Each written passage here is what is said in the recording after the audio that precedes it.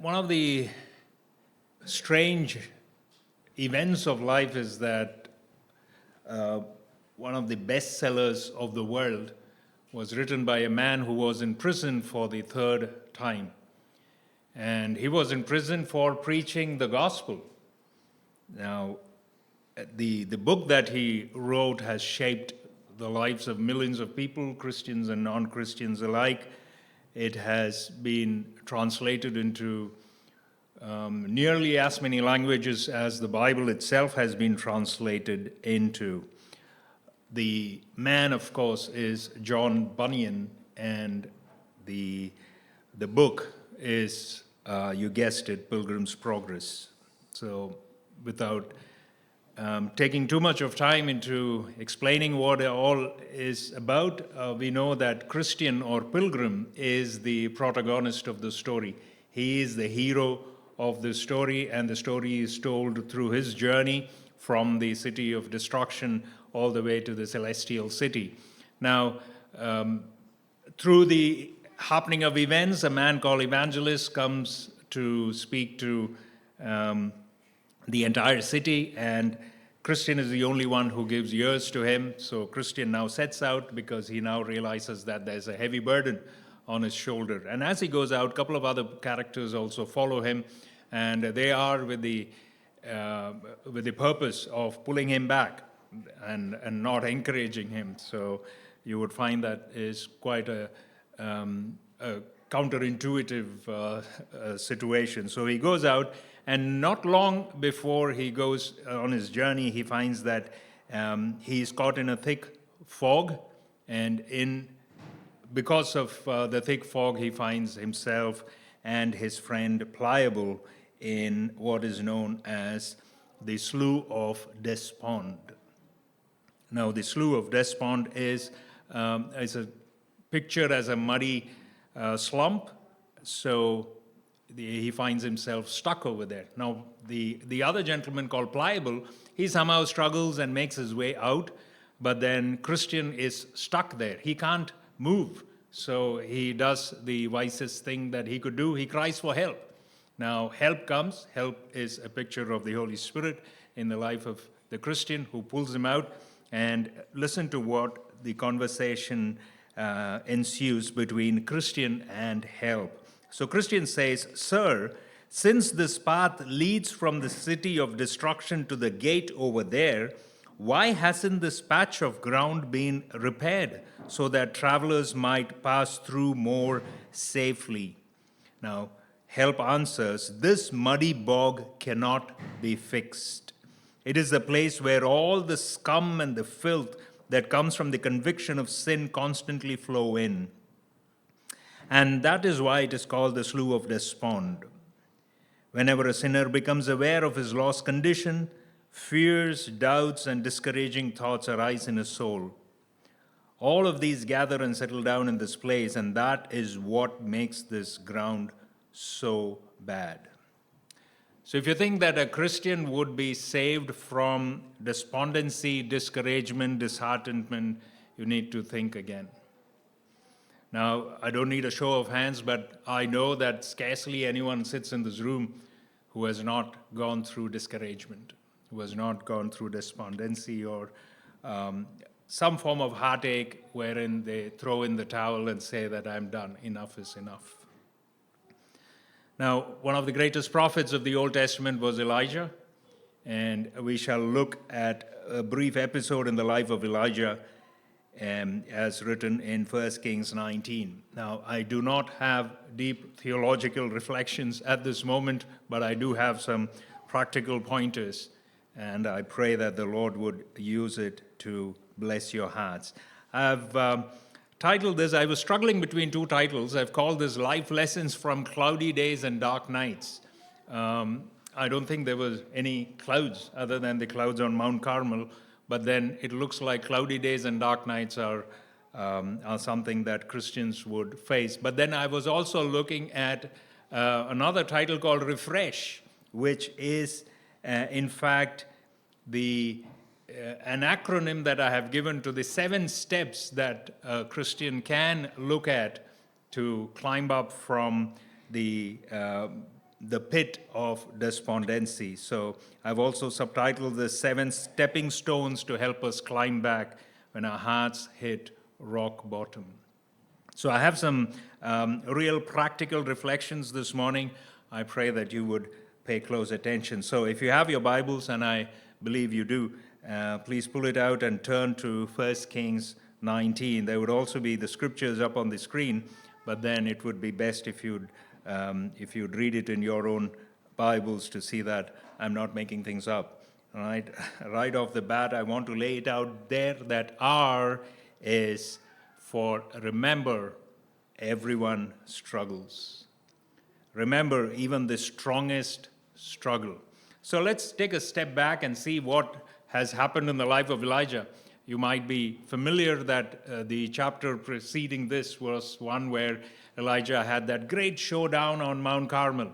He was one of those valiant prophets. A couple of chapters before this, you find that he's the only one who had heard from the Lord. He had heard that there is not going to be any rain, and what followed was drought. And King Ahab was on the throne of Israel, and he and his cruel wife Jezebel were ruling Israel at that point in time. And Elijah was the voice. He was the prophetic voice at that time. Now, he rounds up the characters on Mount Carmel, which is the prophets, the false prophets of Baal, the false prophets of Asherah, and he says that, look, it's because of false worship that there has been no rain over here. Let's have a showdown. I will pray to my God, and you pray to yours, and the one who answers by fire would be the true God. You know the story that happens, and then we find that the prophets of Baal were running around for 6 hours and no fire came down, but Elijah just prayed, and for half a second, probably for half a minute, and then rain came down.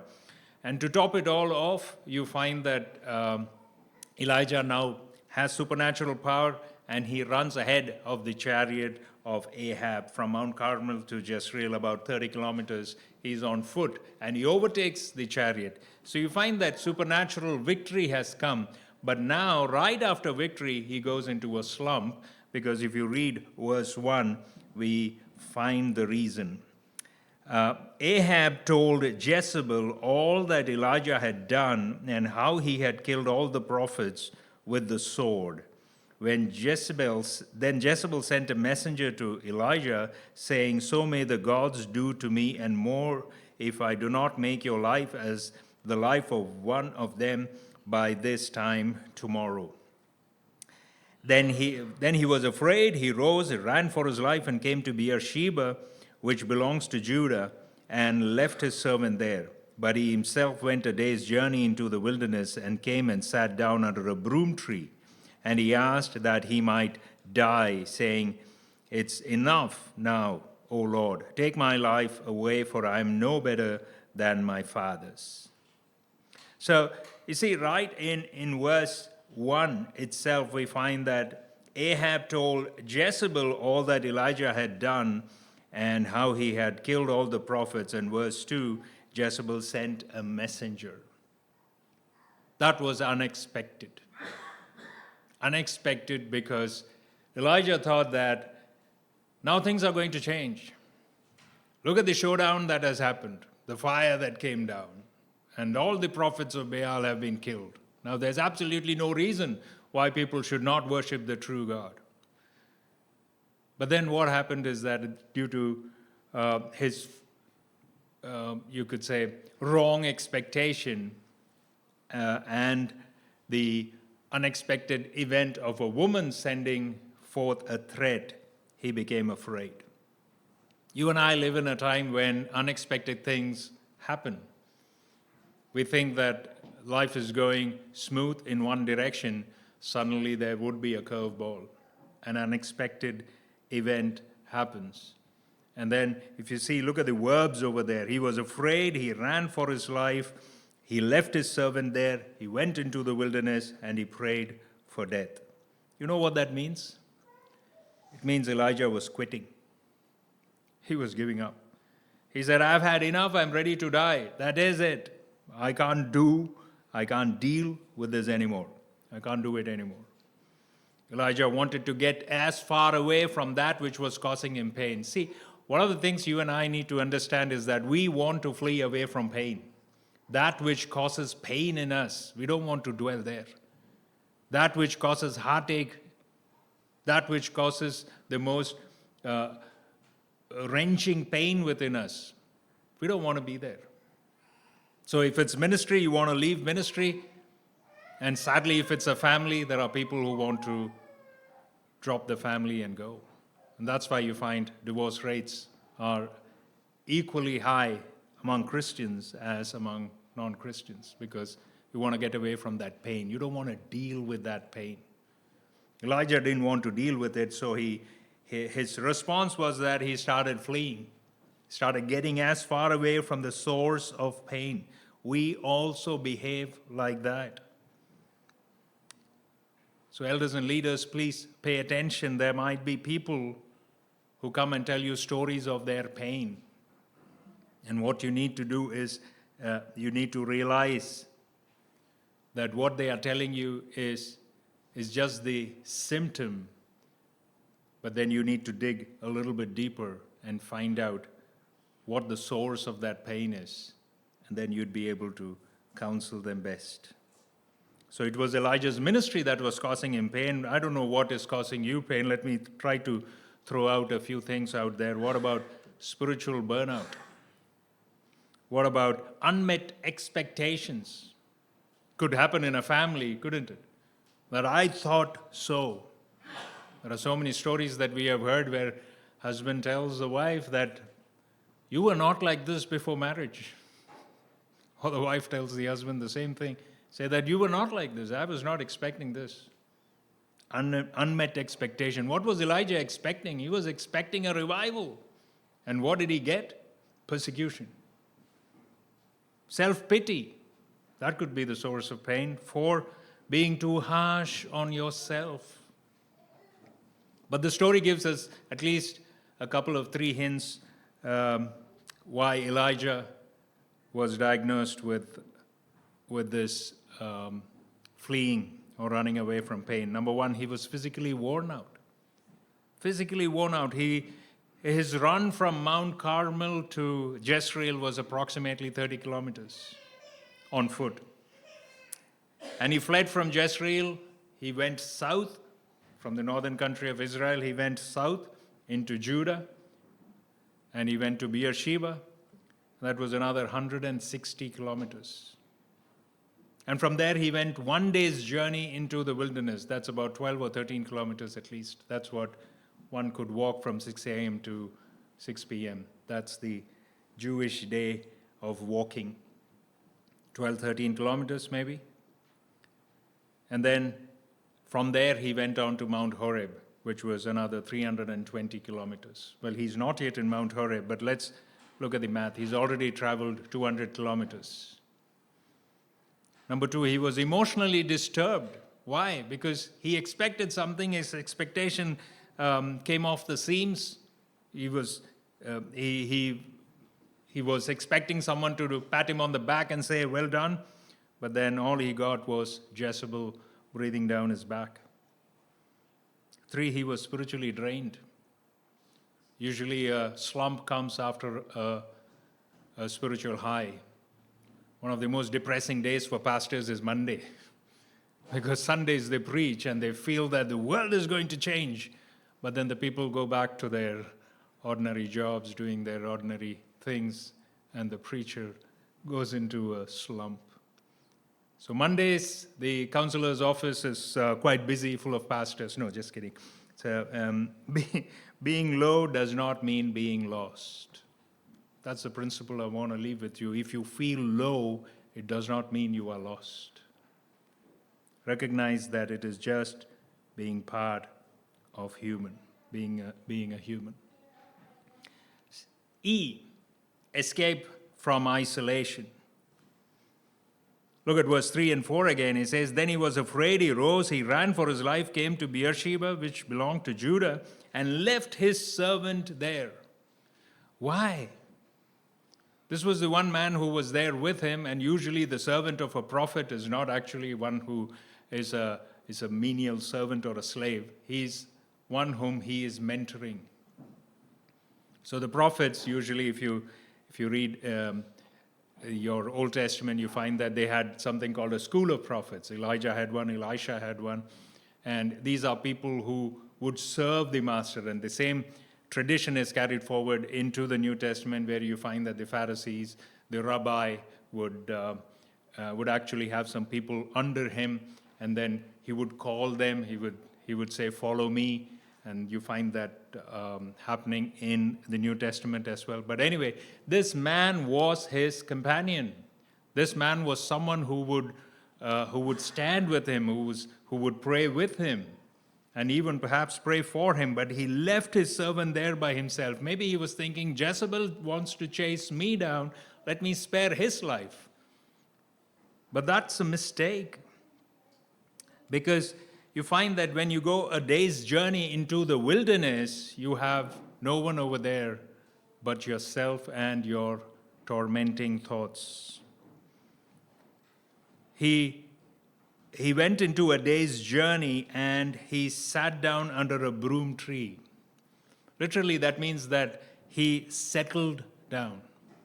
He thought that that's about it. This is as far as I go.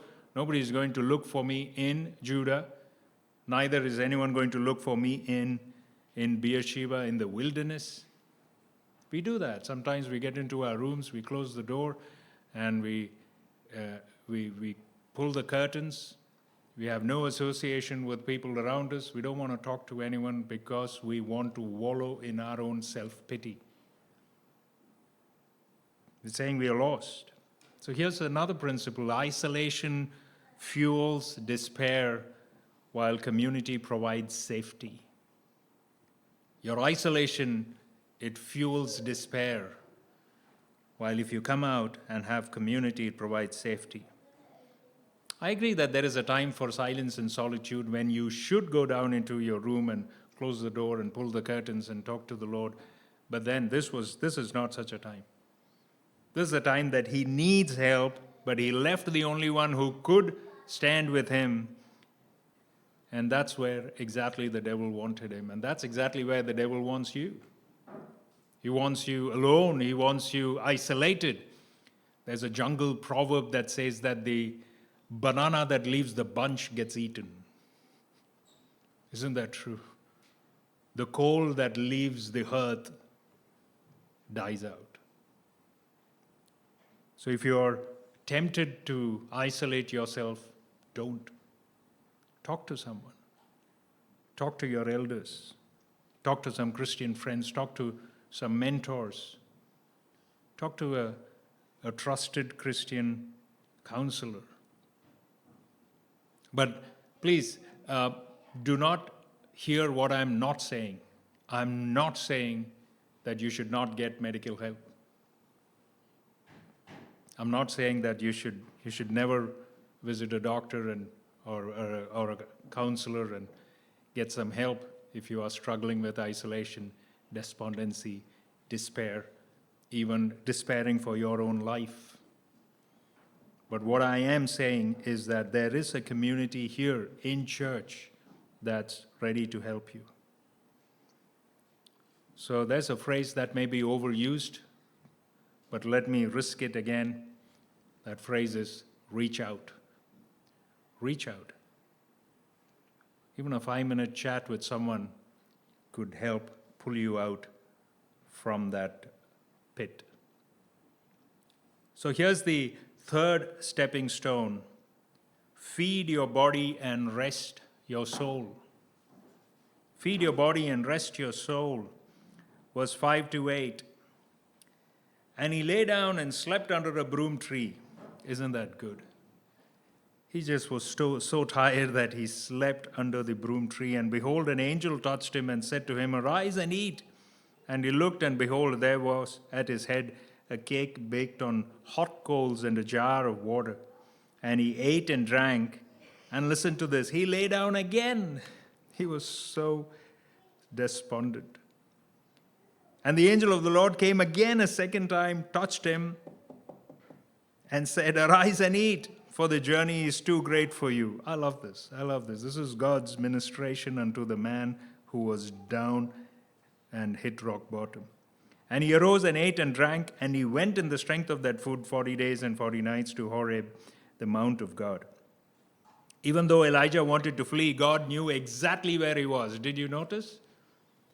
This is the man who was fleeing from Jezebel. He had left his servant in Beersheba, went down again another day's journey, sitting in the wilderness under a broom tree, and the Lord finds him.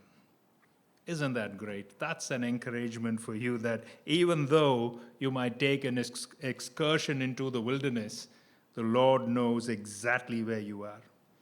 And the Lord knows exactly what you need. God met the fleeing prophet and addressed his physical need first. I mean, we should not put the cart ahead of the horse. What Elijah needed at that point of time is exactly how God ministered to him.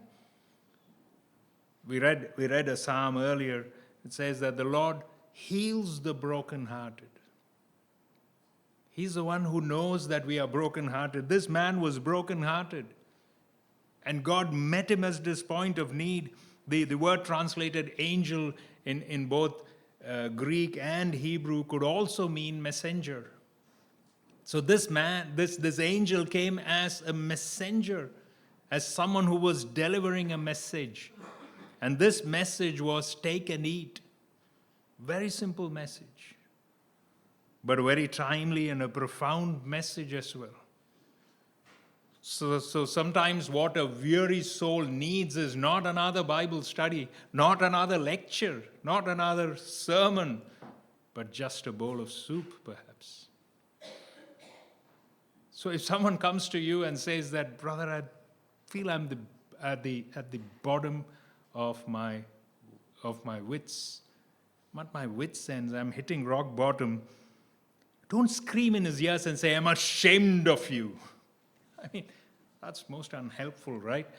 The Lord did not whisper into his ears and says, Elijah? I mean, just the other day, fire from heaven? I'm so disappointed in you, Elijah. Not you. No. That's not what we need. Please don't do that. Please don't say, if you had more faith. That's unhelpful as well.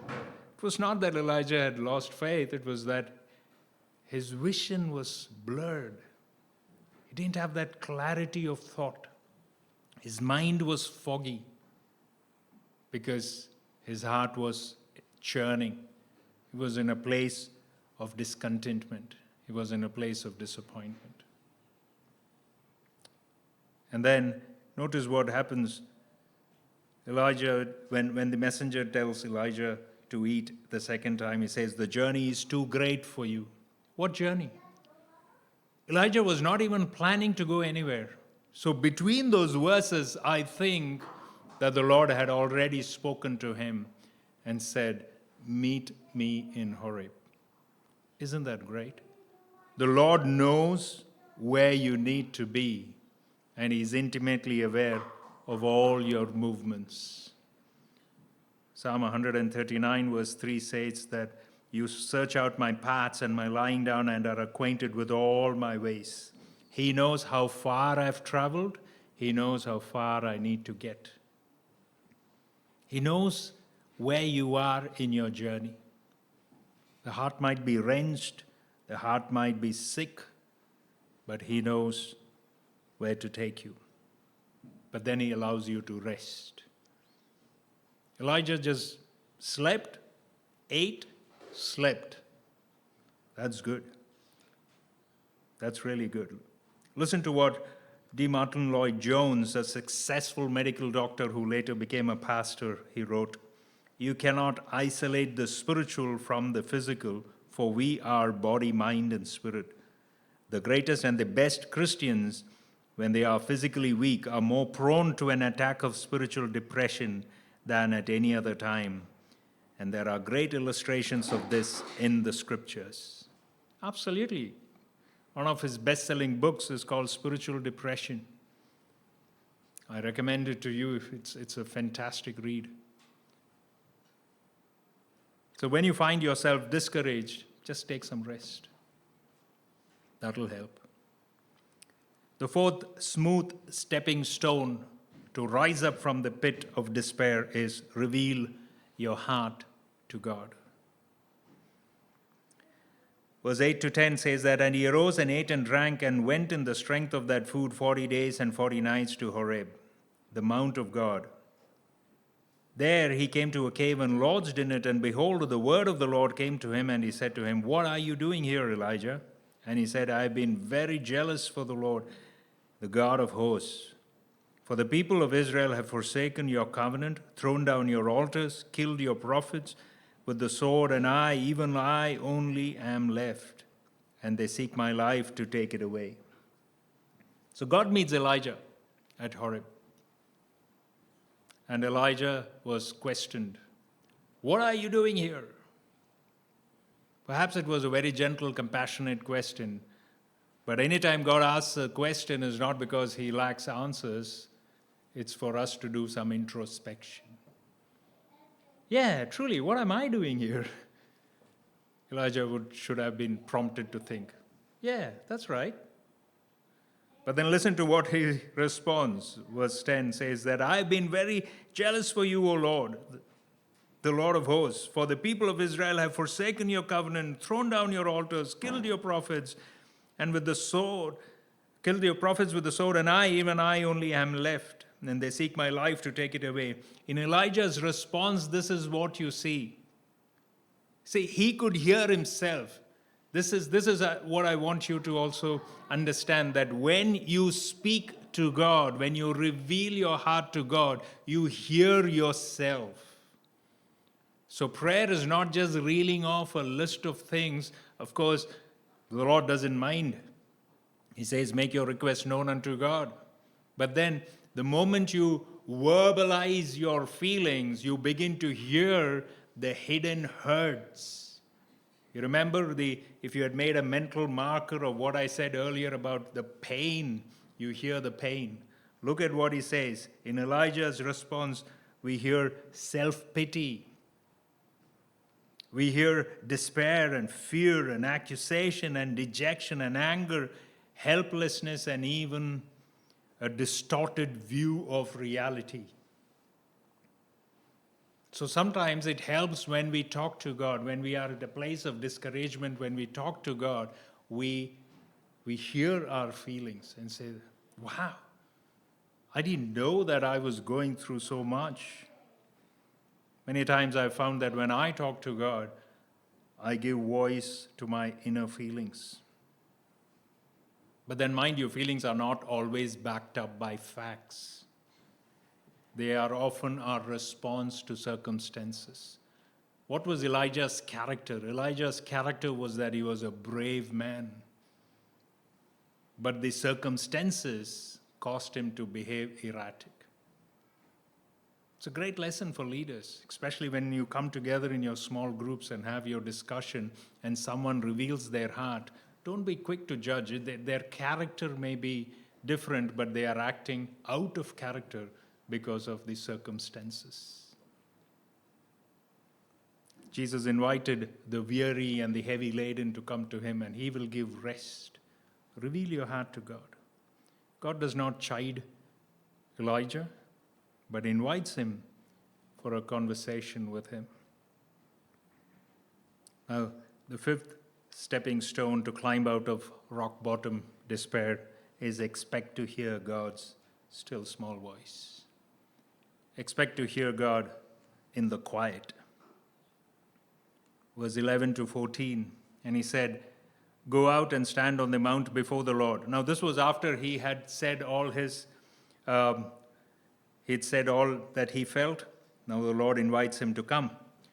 Stand on the mount before the Lord.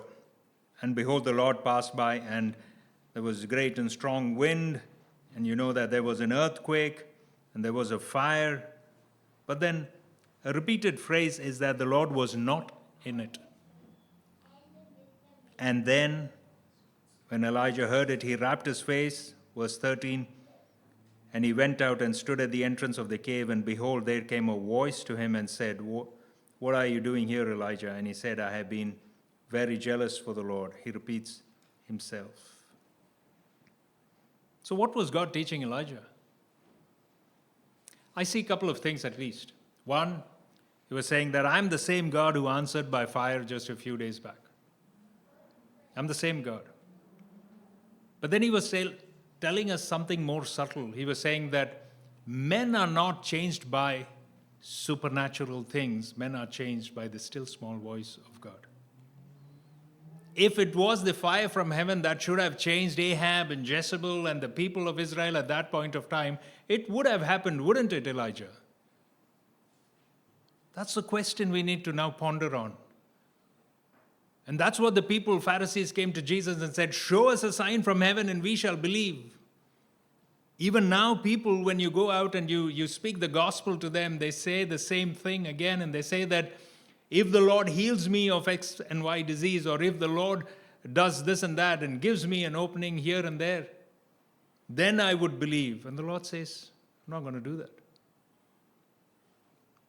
And then you find that Jesus himself told a parable of the rich man and Lazarus. Because then Lazarus said that, Father Abraham, then the rich man said, Father Abraham, send Lazarus.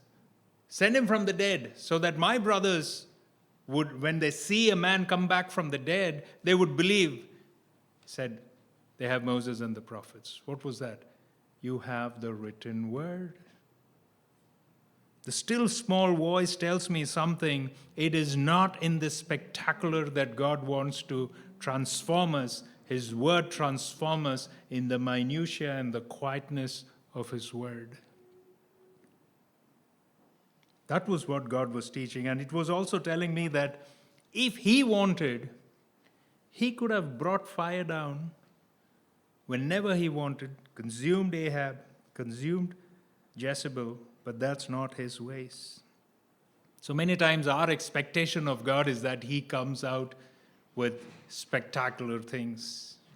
That's my expectation many times, but we find that he wants me to look for him in the work in most unexpected places, through unexpected means, and the simplest of ways.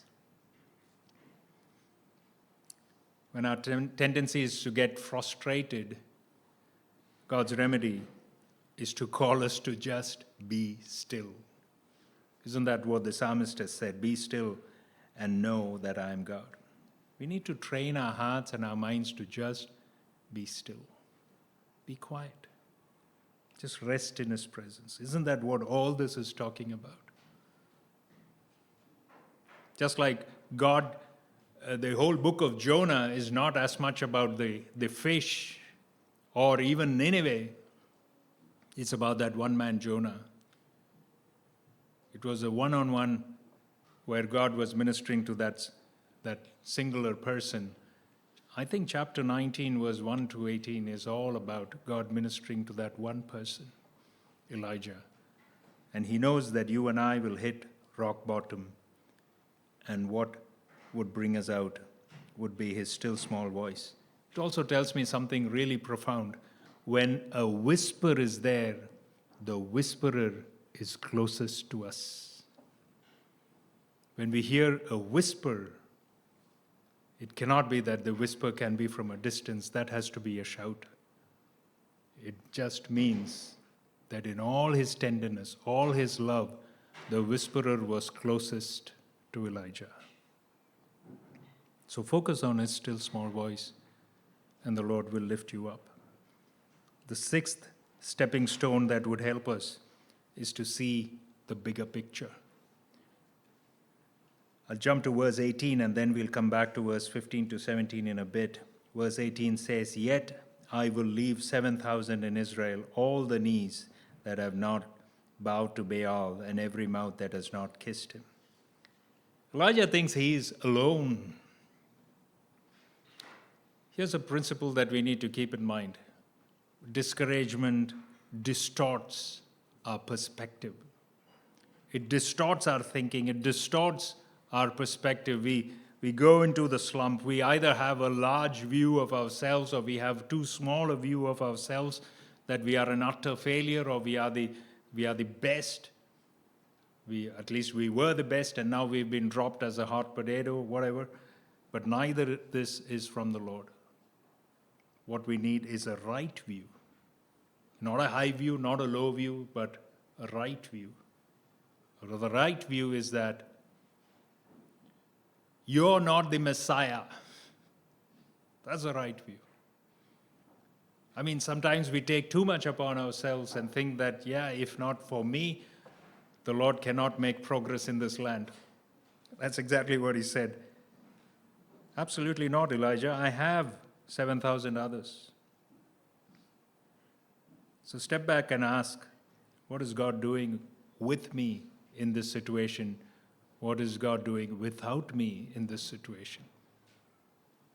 What is God doing without me in this situation?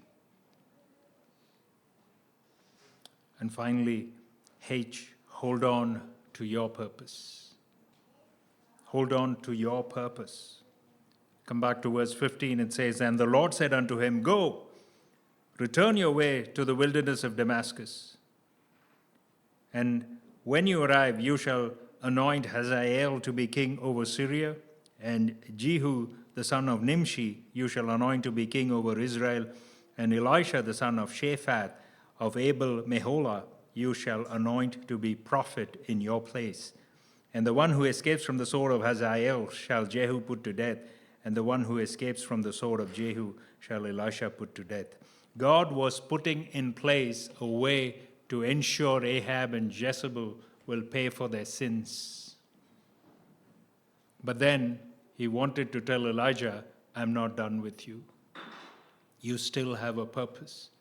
You still have a purpose. In my plan for you, you are not done. You might think you are done.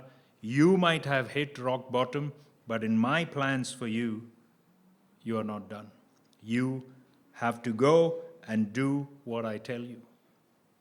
Sometimes we feel that once someone comes to the end point, that's it, we need to cut them loose. God doesn't cut Elijah loose, and I'm glad he doesn't cut me loose. Because there are times that I go through the valley of despondency. But then he says, I'm not done with you yet. Accomplish that unique work which only you can do. Peter says that we are all living stones that are being built together. Imagine if one stone falls off that brick, of that wall, there's a gaping hole. There is a unique place that you and I need to fill. And God says, go ahead and do that. So what he's doing right now is having mercy on Elijah and saying, you need to get going and do what I tell you to do. So I want to have a plain talk on wilderness. If you had a mental marker, Elijah was in the wilderness. So in the Bible, the concept of wilderness is, you find that it often carries multiple significance. It's both positive and negative significance, wilderness. For example, the wilderness is a place of testing. I want you to pay attention if you are in your wilderness. That's what I'm trying to do. It's a place of testing. It's a place of trial. Figures like Moses and David and John the Baptizer and even Jesus went into the wilderness. But then in that wilderness, from that wilderness, they emerged strong. The second is it's a place of disobedience and rebellion. We find that when the children of Israel were wandering around, they were in the wilderness for 38 more years than they should have been. But sometimes you see that wilderness is also a place of hiding, running away from responsibilities. You find that in many Psalms. Like a bird, I shall flee into the wilderness. So I want you to identify where you are in your own wilderness. Are you there being tested and tried and would come out and emerge strong? Are you there in defiance and rebellion? Or are you there just hiding away, wishing that it would all go away? Elijah ran into the wilderness a dejected man, But he emerged out of the wilderness, went into Damascus, and continued the mission for which God had called him. There was spiritual renewal that had happened. I also want to take you from Mount Horeb across the landscape to a garden called Gethsemane, where you'll find a lonesome figure walking in the distance, and there are a few friends behind him. Jesus himself was in the lowest of his hour of trial, lowest of his days of trial. And you find that he himself practiced what we heard right now. Matthew 26:37, he took 3 of his disciples. He escaped isolation. He didn't want to be alone. He said, "Come, pray with me." Matthew 26:39, Jesus poured out his heart to the Father. Reveal your thoughts to the Lord. Matthew 26:42, Jesus surrendered to the sovereign plan. If this cup cannot be removed, let your will be done. And then Hebrews 12:2, he saw the bigger picture and held on to purpose. For the joy that was set before him, he endured the cross. So as we conclude, here are 3 encouragements from this portion. The Lord knows where you are. The Lord will sustain you. And the Lord isn't finished with you.